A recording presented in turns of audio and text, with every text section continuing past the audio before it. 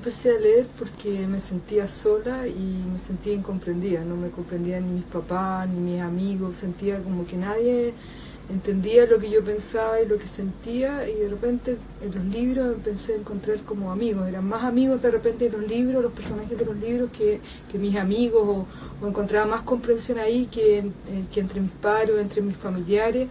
Y como que yo era muy rebelde cuando chica, no quería seguir la misma vida de mis padres o de mi familia, y en los libros encontré otras posibilidades de vivir, que habían otras formas de vivir, que habían otros mundos, que habían otras salidas, que uno podía ser otra persona de la que era y que eso era posible, y eso para mí fue súper importante. Sin embargo, todavía faltaba una cosa, y era que cuando yo iba, por ejemplo, a los paseos de curso, iba a los paseos familiares o a las comidas de mi familia, yo siempre veía otras cosas que los demás no veían. Veía, por ejemplo, al tío cuando miraba de reojo a otra mujer que no era mi tía, y cosas que cuando yo después le contaba a mis padres me decían, no, esa es tu imaginación, es tu fantasía, o de repente me sentía muy triste y mis papás no entendían por qué yo me sentía triste o por qué no quería vivir en este mundo, que lo encontraba muy injusto porque veía cosas que ellos no veían. Y de repente lo que me pasó es que empecé a escribir esas cosas.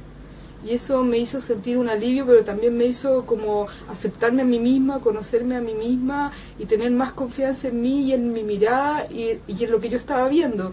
Y poco a poco fui desarrollando esa mirada, bueno, y gracias a esa mirada en la que fui creyendo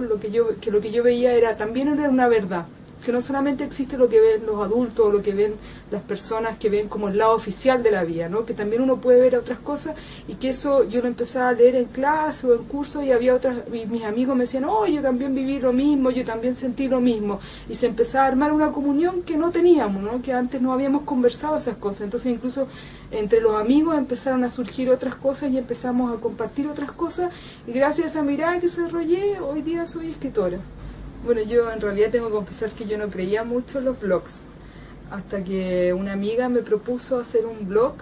y que escribiera un texto semanal, y me resultó increíble, sobre todo el diálogo con los lectores, y porque los lectores también se van identificando con algunas cosas que uno va escribiendo y van contando sus propias experiencias, y se va armando como una cadena de experiencias, y eso me parece muy bonito de los blogs, que se arma también como la idea de comunidad. Estamos viviendo tan aislados, ¿no? Como tan individualizados, que el blog también permite armar como cadenas de comunidad de gente que expresa sentimientos afines o experiencias afines, y se va como conectando, ¿no? Y conectando por cosas bonitas, que es contarse las experiencias, y eso me parece bonito. Bueno, a mí me gustan mucho los libros de viaje, y porque siento que así viajo con ellos, y cuando me siento muy oprimida leo un libro de viaje y me voy a otro país. Entonces hay libros de viajes de chilenos, incluso que viajan dentro de Chile, por ejemplo José González Vera, Augusto Dalmar, Carlos León en Valparaíso, pero también es muy interesante viajar a otros países, y los autores lo que hacen es mostrarnos la realidad de otros países, y uno de esos autores que a mí me gusta mucho es Anton Chekhov, y siempre lo estoy releyendo porque él nos muestra la historia de cómo era la gente en Rusia, antes incluso de la revolución, y hay una humanidad en esos personajes que es muy bonita, y que es la humanidad que tiene la gente que nos rodea y que a veces no miramos de la manera profunda para descubrir en ellos esa humanidad, y este escritor descubre la humanidad de las personas, y por eso me gusta.